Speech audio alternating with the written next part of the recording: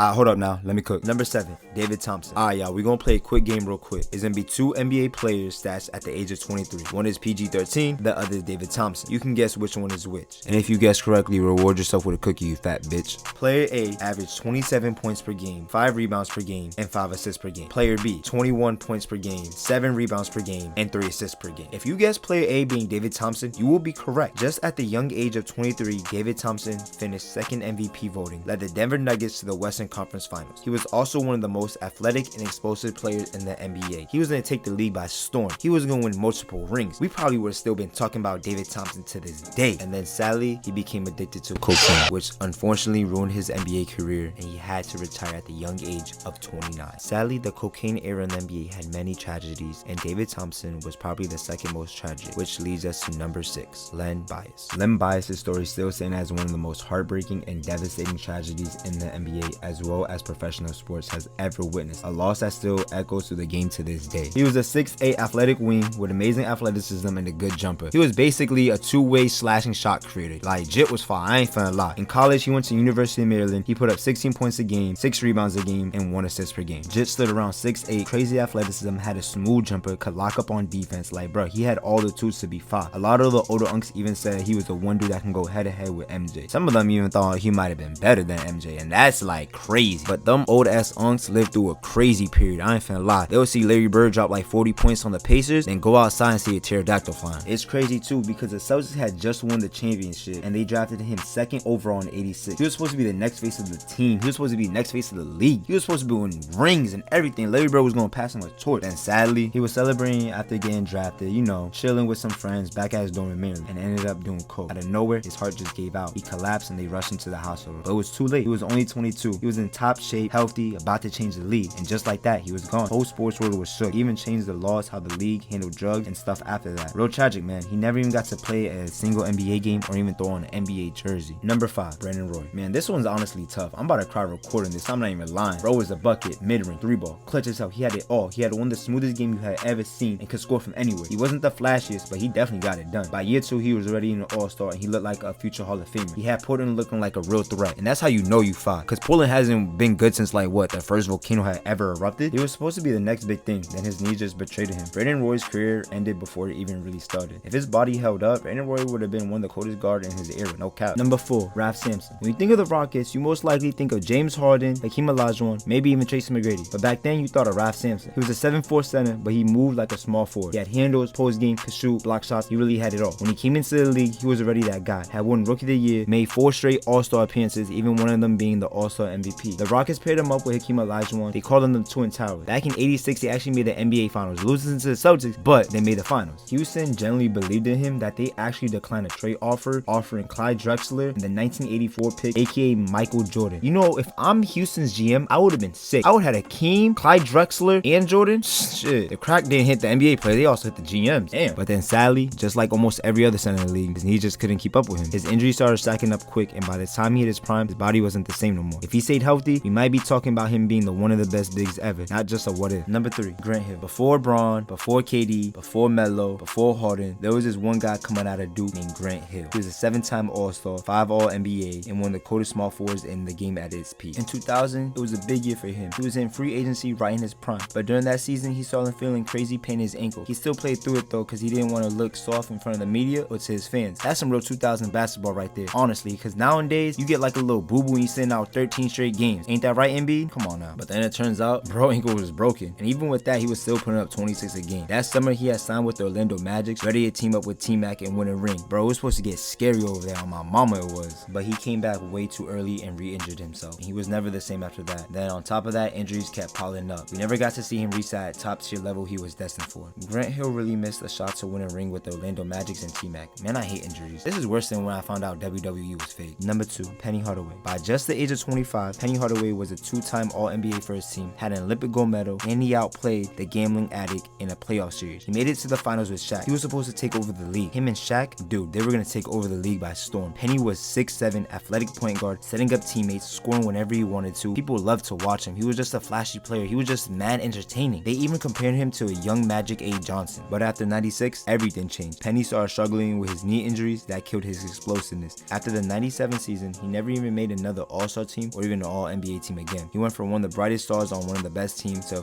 what-if story, a phenom that never got to fulfill his full potential. Number 1, Derrick Rose. This one actually genuinely hurts, I'm not gonna lie to you, because not only did I see the injury live, but I seen what Derrick Rose did for NBA and that culture in the moment. Like, bro, he had Chicago lit. I'm talking about he came at the right time. Chief Keef had dropped, Lil Durk had dropped. Like, Chicago was on the rise. Drill music was everything at that time. The youngest MVP ever, Rookie of the Year, 3-time All-Star, All-NBA first team, all at the age of 22 years old, and he led the Chicago Bulls to the Eastern Conference Finals. He was a force to be reckoned with. He was explosive, dominant, fearless, everything a Chicagoan is. The Bulls were dangerous with him, and then that one moment changed everything. Imagine this, up 12 points, round 1, game 1, a minute left in the game. You shouldn't even be out there on the floor. You should be out there resting on the bench, but the devil himself didn't let that. This is just pain, straight pain, getting heartbroken. Felt like your ex just cheated on you. Felt like you just got stabbed in the stomach multiple times. After that, he was never the same. You'll see little flashes of the old Rose, but he's just a shell of who he used to be. He bounced around teams like a cheerleader in high school. Never averaged more than 20, but became a bench piece. Derrick Rose may not have stood on that MVP path, but all the respect he earned was unmatched. Through all the setbacks, through all the injuries, through all the doubts, through all the haters, he kept going, and that's what you call love for the game, man. Derrick Rose is the king. If you don't like Derrick Rose, you're just weird and a loser, and you're fat and ugly, bro, for real. Alright, y'all, that's gonna be it for the video. Like, comment, subscribe, share the video if you have a big wee. Y'all stay safe, jitterbugs. Peace.